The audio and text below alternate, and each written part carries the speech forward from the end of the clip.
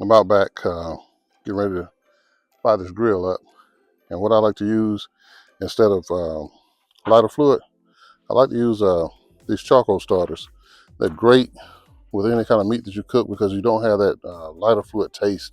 All you do is in the bottom I have some paper shredded up here, and you light that paper and it comes up, let it burn for about 10-15 minutes, and it'll light that charcoal. And when the flames, normally when the flames start coming out the top of it here, that's when I'll take it up and put it on the grill, and it's good to go. You're ready to cook. Once it, after about 10 or 15 minutes, once it turns gray, it's ready to cook, and there's no lighter fluid taste to your meat. And today, of course, we're going to be doing deer burgers. I'm going to mix those up and put those on the grill, and show you how well those things come out. Can't wait. They give you a sample here how this works. I'm just going to tilt this back.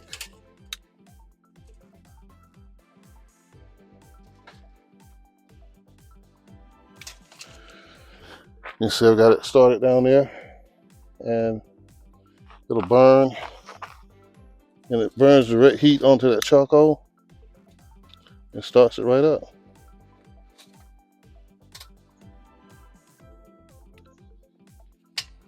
Yep. It's been about 10 minutes out here. You can see through there where the ones at the bottom are turning red and sparks are coming out of the top. Flame. We're about ready. We'll go ahead and prep this meat out. Okay, we're gonna prep this meat out and get it ready for the grill. I've got 2 packs of deer meat that I've taken out of the pack, and I've washed it a little bit to get any kind of residue that was left on the meat from the pack. I washed it off, and we're gonna add, of course, your white vinegar, tenderizer, salt, pepper, seasonings, and some diced onion to the meat. And I'm also gonna use 2 whole eggs and breadcrumbs to make these burgers. Now, here's the meat we're gonna be using.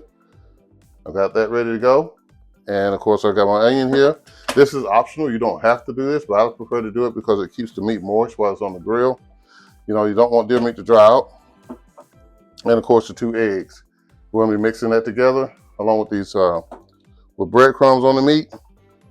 I'll use some breadcrumbs. This is just plain breadcrumbs. You can use the Italian breadcrumbs, whatever flavor you might like. And of course, white vinegar to give that any kind of game taste. Anytime that I cook meat, like I bake it or I'm gonna cook it on the grill and I'm mixing it up, I always like to use this white vinegar. That's something that my mom told me when I was younger, and it just, it makes a world of a difference. So I'm gonna put a little white vinegar in there, okay? And now I'm gonna put my 2 eggs in there, all right? Okay? And then we'll go ahead and put these onions that are diced up, throw those in there, okay? I also saved some onion to go on the grill because I do like to have a little bit of an onion taste on my burger, but I don't want to have that onion smell on my breath. So what I do, I'll take my onion that is cut up, ready to go, and I'll wrap it up, and I'll put this on the grill for about 15 minutes, just to get it to where it's kind of grilled and it doesn't have that taste or that leave that smell. So now we're gonna go ahead and mix this up. Hold on, let me get my, almost forgot. Go ahead and you season it to taste, of course, but I pretty much know how much I want to use for that much meat. So I'll put that in there, get that in there, okay? Then comes the sneeze powder or the black pepper.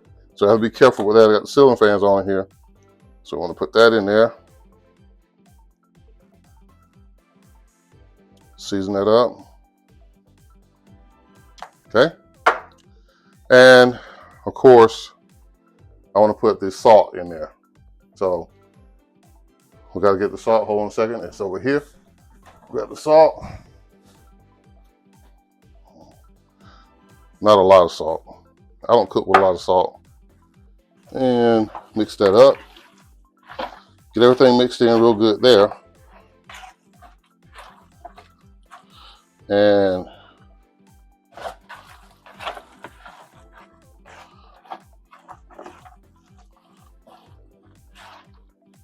okay.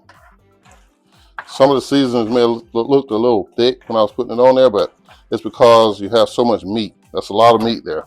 So now we're going to come back and start adding our breadcrumbs in.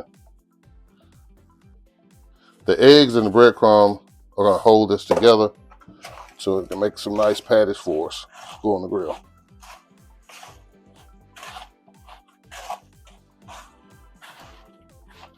Mix all that in. And you can feel the texture of it as you're mixing it.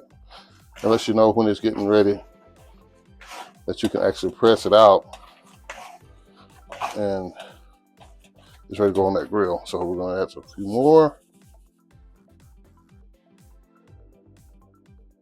Okay.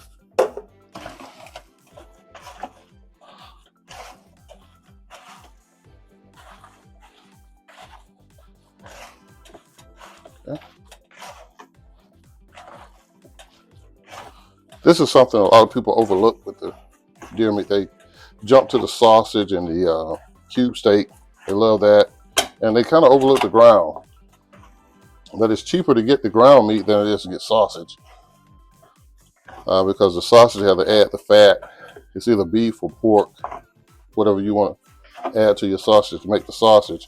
And it takes a lot more to mix it. So they charge a little bit more for that sausage. I can get a whole deer ground up for maybe $125, the whole thing, whereas sausage would run me about $180 to get the whole thing ground up.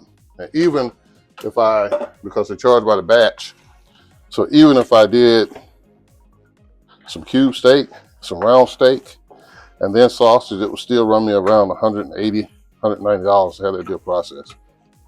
And that's the sticker shock that most people get. But like I said, if I just did the ground, I can get that deer ground up for about $125. I don't know what the prices will be this year, but normally it's about $125 to $130 to have a whole deer ground up. And if I just do a regular cut and just have it in the ground what's left, then we're talking probably about $95 to $100, somewhere in there.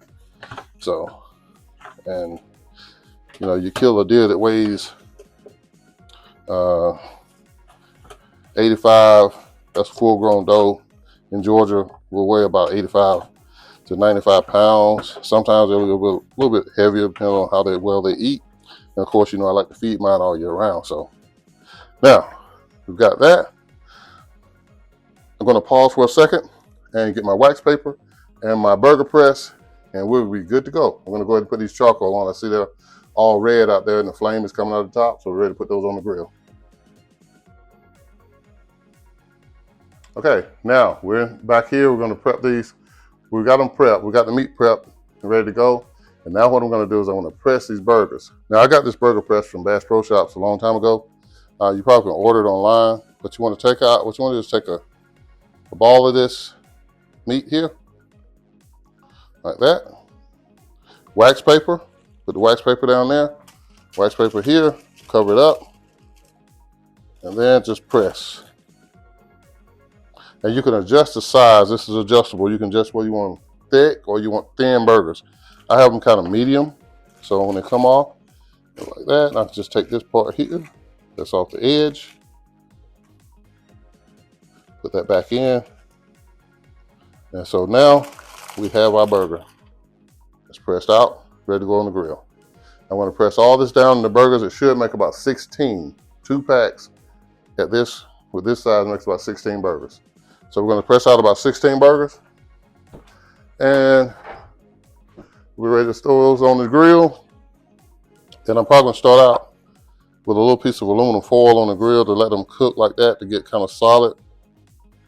And then I'll put them on the rack, let them get that grill taste. Okay, I'll show that again. Put it here, cover it up here with the wax paper. I can press about 6 of these before I have to change this paper out. So, and there we go. There's our burger, and we'll peel that off the edge. Of course, like I said, we'll do about 16 of those, and they're good to go on the grill. All right, stay tuned. On the grill, I put a little piece of aluminum foil here, just because I want them to kind of start to gel together before I actually move them to the rack. And I've got some potatoes over there that I've already coated those with butter, wrapped them in aluminum foil. I don't think it'd hurt to have one sitting off a little bit. And I can move this back. It is hot, trust me. But if you handle it quickly, it's not that bad. So you can see, I make these a little thicker. They normally make about 16, but these actually made about 12. So I'm going to stick this on here. And it doesn't take them long. I'm going to close those in and let them cook. They're somewhere right around 300 degrees right now, so I'll let them cook a little bit, and then we'll come back out here and take those off, and we'll fix them up in the kitchen with the lettuce and the tomatoes and the mayo and the cheese. Okay, we've got a finished product here, the deer burger. We finished it off with our cheese, lettuce, and tomato, and as you can see here, that is a very, very delicious burger. And I can't wait to try this right here.